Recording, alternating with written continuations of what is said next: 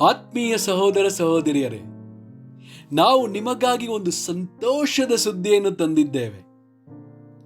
ಜನವರಿ 1ರಿಂದ 2025 ಸಂಪೂರ್ಣ ವರ್ಷಕ್ಕೆ 365 ಟಾಪಿಕ್ಸ್ಗಳನ್ನು ಹಂಚಿಕೊಳ್ಳುತ್ತೇವೆ.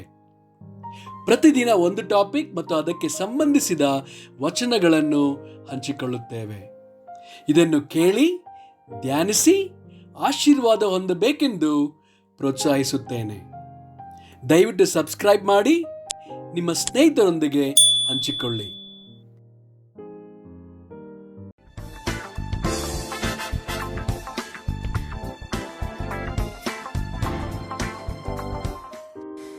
ಇಂದು ದಿನ 82, ಟಾಪಿಕ್ ವಂಚನೆ. ಮತ್ತಾಯ 13 ವಚನ 22. ಒಬ್ಬನು ವಾಕ್ಯವನ್ನು ಕೇಳಿದಾಗ್ಯೂ ಪ್ರಪಂಚದ ಚಿಂತೆಯೂ ಐಶ್ವರ್ಯದಿಂದುಂಟಾಗುವ ಮೋಸವು ಆ ವಾಕ್ಯವನ್ನು ಅಡಗಿಸಿ ಬಿಡುವುದರಿಂದ ಫಲವನ್ನು ಕೊಡದೇ ಇರುತ್ತಾನೆ. ಇವನೇ ಮುಳ್ಳುಗಿಡಗಳಲ್ಲಿ ಬೀಜ ಬಿದ್ದ ನೆಲವಾಗಿರುವನು. ಮತ್ತಾಯ 24 ವಚನ 4-5 ಮತ್ತು 24. ಯೇಸು ಅವರಿಗೆ ಉತ್ತರವಾಗಿ ಹೇಳಿದ್ದೇನೆಂದರೆ, ಯಾರಾದರೂ ನಿಮ್ಮನ್ನು ಮೋಸಗೊಳಿಸಾರು ನೋಡಿಕೊಳ್ಳಿರಿ. ಯಾಕೆಂದರೆ ಅನೇಕರು ಬಂದು ನನ್ನ ಹೆಸರನ್ನು ಎತ್ತಿಕೊಂಡು ನಾನು ಕ್ರಿಸ್ತನು ಎಂದು ಹೇಳಿ ಎಷ್ಟೋ ಜನರನ್ನು ಮೋಸಗೊಳಿಸುವರು.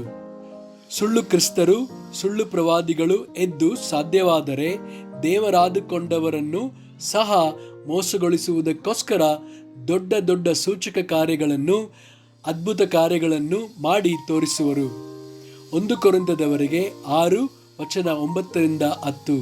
ಅನ್ಯಾಯಗಾರರು ದೇವರ ರಾಜ್ಯಕ್ಕೆ ಬಾಧ್ಯರಾಗುವುದಿಲ್ಲವೆಂಬುದು ನಿಮಗೆ ತಿಳಿಯದು. ಮೋಸ ಹೋಗಬೇಡಿರಿ. ಜಾರರು, ವಿಗ್ರಹಾರಾಧಕರು, ವ್ಯಭಿಚಾರಿಗಳು, ವಿಟರು, ಪುರುಷಗಾಮಿಗಳು, ಕಳ್ಳರು, ಲೋಭಿಗಳು, ಕುಡಿಕರು, ಬೈಯುವವರು, ಸುಲುಕೊಳ್ಳುವವರು ಇವರೊಳಗೆ ಒಬ್ಬರಾದರೂ ದೇವರ ರಾಜ್ಯಕ್ಕೆ ಬಾಧ್ಯರಾಗುವುದಿಲ್ಲ. ಯಾಕೋಬ 1 ವಚನ 22.